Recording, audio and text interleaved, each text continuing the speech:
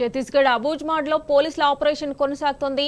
ఎన్కౌంటర్లో తప్పించుకున్న మావోయిస్టుల కీలక నేతలను పట్టుకునేందుకు భద్రతా బలగాలు ప్రయత్నం చేస్తున్నాయి. నారాయణపూర్, దంతెవాడ జిల్లాలోని కీకర్ అరణ్యంలో వేలాది మంది సైనికులు మాటు వేశారు. ఎన్కౌంటర్ జరిగిన అడవిలో చుట్టూ 5 నుంచి 10 కిలోమీటర్ల మేర ప్రాంతాన్ని పోలీసులు దిగ్బంధించారు. డ్రోన్లతో మావోయిస్టుల జాడ కనుగొనేందుకు అడవిని జల్లెడపడుతున్నారు.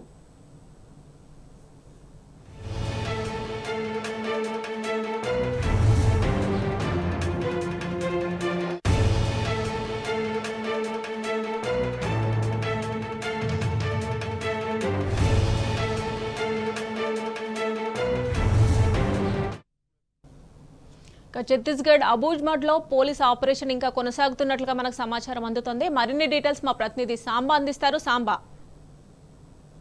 ఛత్తీస్గఢ్ అడవుల్లో నెలకొన్నటువంటి యుద్ధ వాతావరణం ఇంకా సద్దుమణిగట్టుగా కనపడటం లేదు. నిన్న తప్పించుకున్నటువంటి మావోయిస్టుల ఆచూకీపై ఇప్పటి వరకు స్పష్టత లేదు. కీలక నేతలందరూ కూడా మొదట చనిపోయారు. ఎవరైతే నంబళ్ల కేశవరావు, అట్లాగే తక్కెళ్లపల్లి వాసుదేవరావు అలియాస్ ఆచన్న ఉన్నారని పెద్ద ఎత్తున ప్రచారం జరిగినటువంటి నేపథ్యంలో వారి ఆచూకీ ఇప్పుడు ఒక ప్రశ్నార్థకంగా మారింది. తప్పించుకున్నారా, లేకపోతే ఈ భద్రతా బలగాలకు బందీలుగా దొరికారా అనేటువంటిది ఒక ప్రశ్న ఇప్పుడు అందరినీ కూడా తొలిచివేస్తున్నటువంటి అంశం. ఎందుకంటే ఇంత పెద్ద ఎత్తున మావోయిస్టులను కోల్పోయినటువంటి ప్రాంతంలో మావోయిస్ట్ అగ్రనేతలు ఉన్నారన్నటువంటి ఐపీ హెచ్చరికలు ఉన్నాయి, ఇంటెలిజెన్స్ చెప్పింది. అట్లాగే పోలీసుల దగ్గర కూడా ఒక స్పష్టమైనటువంటి సమాచారం ఉన్నది. 3,000 మంది చుట్టుముట్టి దాడి చేసినటువంటి క్రమంలో అగ్రనేతలు తప్పించుకునే అవకాశం ఎంతవరకు ఉన్నది, నిజంగా తప్పించుకుంటే వాళ్ళు ఎటుపోయారు, ఇప్పటి వరకు మావోయిస్ట్ పార్టీ కూడా ఎలాంటి ప్రకటన చేయలేదు. సాధారణంగా ఎన్కౌంటర్ జరిగినటువంటి 12 గంటలు, 24 గంటలు లేదా 36 గంటల్లో, అంటే ఒక రోజున్నర లోపల మావోయిస్ట్ పార్టీ ఖచ్చితంగా ఒక ప్రకటన జారీ చేస్తుంది. ఎవరైతే కీలక నేతలు ఉన్నారో తమ కామ్రేడ్ల క్షేమ సమాచారాన్ని బాహ్య ప్రపంచానికి తెలియజెప్తుంది. గతంలో అనేక సందర్భాల్లో ఇది జరిగింది. ఉదాహరణకు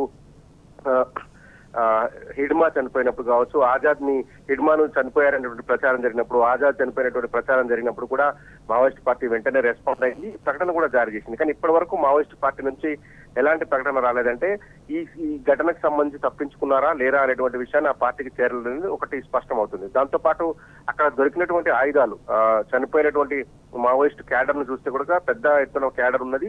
దాంతో పాటు అత్యాధునికమైనటువంటి ఆయుధాలు దొరికినాయి.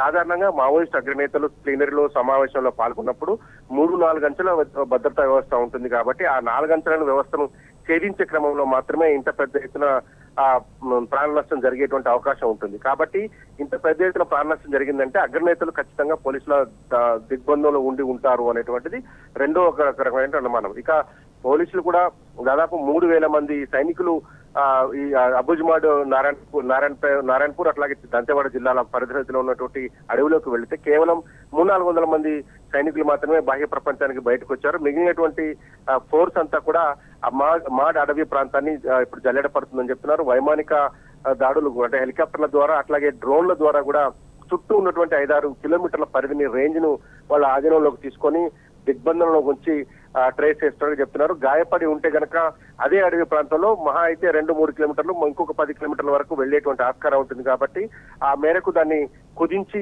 చుట్టుపక్కల నుంచి మొత్తం సరౌండ్ చేసి పడేసి ఈ ఆపరేషన్ కొనసాగిస్తున్నారని కూడా మనకు సమాచారం అవుతుంది. ఈ రోజు మరొక విషాద వార్త వస్తుంది అనేటువంటి టెన్షన్ కూడా మావోయిస్ట్ పార్టీకి సంబంధించిన వారిలో కనపడుతుంది. ఎందుకంటే ఇంత పెద్ద ఎత్తున చనిపోయినప్పుడు దాదాపు 100-120 మంది అంటున్నారు. పోలీసు వర్గాలు 70 మంది పైన అక్కడ సమావేశమైన చెప్తున్నారు. ఆ నేపథ్యంలోనే ఇక్కడ తప్పించుకున్న వాళ్ళు లేదంటే గాయపడిన వాళ్ళు సమీప గ్రామాలకు వచ్చేటువంటి ఆస్కారం ఉంటుందని కూడా భద్రతా బలగాలు ఒక అనుమానానికి వచ్చి ఆ గ్రామాలను కూడా తమ ఆధీనంలోకి తీసుకున్నాయి. అక్కడ కూడా పూర్తి స్థాయి నిఘా వ్యవస్థను కంటిన్యూ చేస్తున్నారు.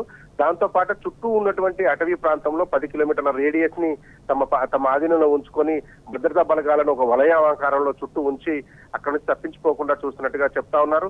ఇదంతా చూస్తుంటే అబూజ్మాడ్ అటవీ ప్రాంతంలో ఆపరేషన్ ఇంకా పూర్తి అవ్వలేదు అనేటువంటిది మనకు అర్థమవుతోంది. ఈ క్షణంలో ఎప్పుడు ఏం జరుగుతుందన్నటువంటి టెన్షన్ వాతావరణం ఒకటి కనిపిస్తా ఉంది. రెండో అనుమానాన్ని కూడా మావోయిస్ట్ పార్టీ నుంచి ఇప్పటి వరకు ఒక్క సమాచార ప్రకటన కూడా రాకపోవడం అనేది కూడా ఈ టెన్షన్ ని కంటిన్యూ చేస్తా ఉంది. మళ్ళీ కూడా ఈ మిగిలిపోయినటువంటి మావోయిస్టులను బందీలుగా పట్టుకున్న వారిని అంతమొందిస్తారనేటువంటి ఒక చర్చ కూడా బయట జరుగుతా ఉంది.